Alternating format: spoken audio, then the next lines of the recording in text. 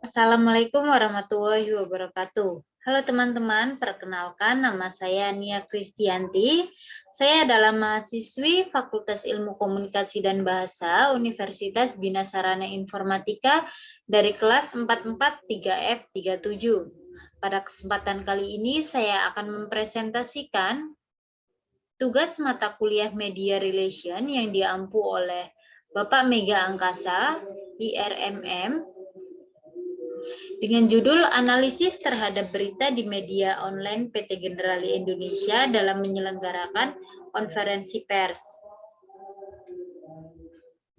Di sini kita bisa lihat ada daftar isi. Berikut bab 1 ada pendahuluan, di bab 2 ada landasan teori, di bab 3 ada penutup, dan di bab 4 ada daftar pustaka. Bab 1, pendahuluan. Latar belakang masalah. Di era globalisasi sekarang ini, persaingan usaha bisnis setiap perusahaan semakin ketat. Agar tidak ketinggalan dan semakin maju, maka sudah sepantasnya setiap perusahaan berusaha keras untuk mengikuti alur kondisi globalisasi. Media relation saat ini diperlukan karena menjadi sarana yang sangat efektif dan efisien dalam membantu komunikasi dengan publik. Agar kepentingan dengan publik dapat terpelihara, maka segala kepentingan media massa terhadap organisasi mesti direspon media relation. Atau dengan kata lain, bagaimana mempublikasikan atau mempromosikan organisasi melalui media massa. Dari kerjasama yang baik inilah diharapkan akan tercipta suatu opini publik yang positif sekaligus memperoleh citra yang baik pula dari pihak publik sebagai halayak khususnya dan masyarakat luas lain pada umumnya. Tujuan organisasi membangun hubungan baik dengan publik bisa beragam untuk mencapai tujuan PR. Salah satunya adalah untuk meningkatkan atau menjaga citra organisasi di mata publik atau stakeholder. Bisa juga untuk meningkatkan atau memelihara reputasi organisasi. Lalu tentang PT Generali. PT Asuransi Jiwa Generali Indonesia adalah bagian dari Generali Group, yaitu sebuah perusahaan yang didirikan pada tahun 1831 di Trieste, Italia. Saat ini Generali Group sudah menjadi salah satu perusahaan asuransi jiwa terbesar di Eropa dan sudah dipercaya sebagai penyedia jasa asuransi yang terkemuka. Selama hampir 200 tahun, kami telah membangun sebuah perusahaan multinasional yang hadir di lebih dari 60 negara. Dengan lebih dari 450 anak perusahaan, serta memiliki hampir 80.000 karyawan.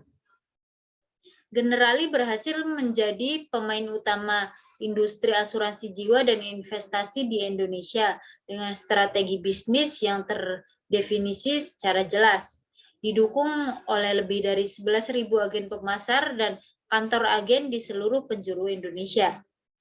Dalam upayanya untuk meluncurkan sebuah produk baru, Generali Indonesia selalu membutuhkan peran media massa untuk turut serta melakukan publikasi terkait dengan produk baru tersebut. Maka melalui Departemen Marketing Public Relation yang turut menjalankan aktivitas media relation yang dikelola oleh divisi khusus, yaitu Marketing Communication, Generali Indonesia menyelenggarakan press conference secara rutin di saat akan meluncurkan produk baru dengan mengundang wartawan media massa. Lalu ada rumusan masalah. Bagaimana strategi PT Generali Indonesia dalam memasarkan produknya? Lalu, untuk tujuan penelitian ini yaitu untuk mengetahui bagaimana strategi pemasaran produk yang dilakukan oleh PT Generali Indonesia. Bab 2, landasan teori. Di sini ada definisi media relation, yaitu oleh Stanley J. Baran, mengutip definisi Prasa, Stanley J. Baran mendefinisikan media relation sebagai the public relation professional maintains good relation with professional in the media, understand their deadline and other restraints and earn their trust.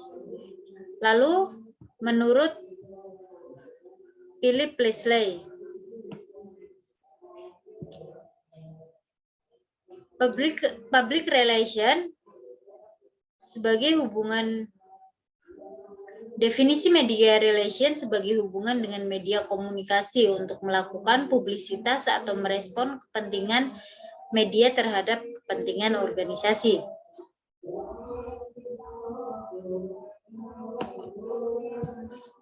Lalu pengertian public relation.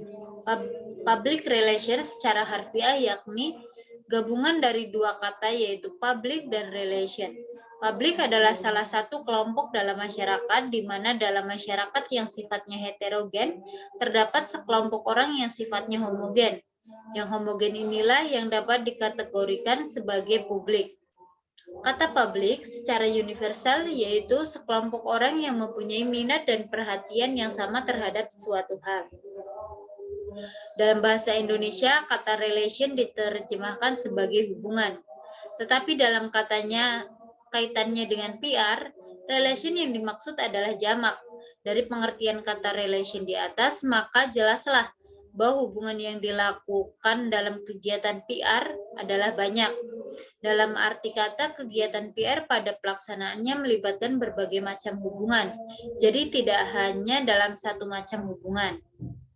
Lalu menurut Institute of Public Relations, Public relation adalah keseluruhan upaya yang dilakukan secara terencana dan berkesinambungan dalam rangka menciptakan dan memelihara niat baik dan saling pengertian antara suatu organisasi dengan segenap halayaknya. Lalu menurut Cutlip, Center, dan Broom, PR adalah manajemen yang membangun dan mempertahankan hubungan yang baik dan bermanfaat antara organisasi dengan publik mempengaruhi kesuksesan atau kegagalan organisasi tersebut. Dari berbagai konsep PR di atas, maka dapat ditarik konsep untuk memahami dan mengevaluasi berbagai opini publik atau publik yang berkembang terhadap organisasi atau perusahaan. Maka dalam kegiatannya, PR memberi masukan dan nasihat terhadap berbagai kebijakan manajemen yang berhubungan dengan opini atau isu publik yang ditimbulkan. Lalu dalam pelaksanaannya, PR menggunakan komunikasi untuk memberitahu, mempengaruhi, dan mengubah pengetahuan, sikap, dan perilaku publik sasarannya. Lalu analisis berita. Analisis berita kali ini saya mengambil judul di tengah pandemi, Generali Indonesia bukukan rekor laba. Di tengah pandemi COVID-19, PT Asuransi Jiwa Generali Indonesia mencatatkan laba sebelum pajak sebesar 263,6 miliar atau naik mencapai 145% dibanding tahun 2019. Laba 2020 adalah yang tertinggi sejak Generali Indonesia beroperasi pada 2008. Perolehan laba ini juga didukung portofolio yang lebih stabil, di mana 97% penjualan produk berfokus pada reguler premium, sedangkan sisanya 3% adalah single premium. Selain perolehan laba yang tumbuh signifikan, Generali juga semakin kuat dengan pertumbuhan aset 4%, sehingga mencapai 7,36 triliun.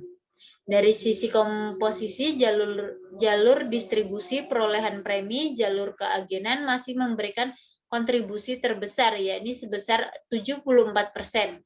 Selain itu, perolehan premi dari jalur distribusi ini juga menunjukkan pertumbuhan yang menggembirakan, lebih dari 1,6 triliun. Kinerja finansial Generali di tahun 2020 juga didukung oleh optimalisasi digital, produk dan layanan inovatif, serta ekspansi bisnis seperti RoboAm, Gen Smart, Gen iClick, Dr. Leo, Klaim Online, discharge bottom, cutboot, virtual gen, dan e-purpose. Strategi Generali Indonesia. Berdasarkan berita yang diraih oleh PT Generali Indonesia, proses pemasaran produk yang dilakukan sama dengan biasanya, yaitu penjualan produk berfokus pada regular premium dan beberapa persen pada single premium. Kemudian untuk menambah agar pemasaran berjalan sukses, PT Generali Indonesia memberi sedikit tips bahwa setiap usaha yang sukses kuncinya adalah terus berinovasi dan fokus pada kebutuhan nasabah. Inovasi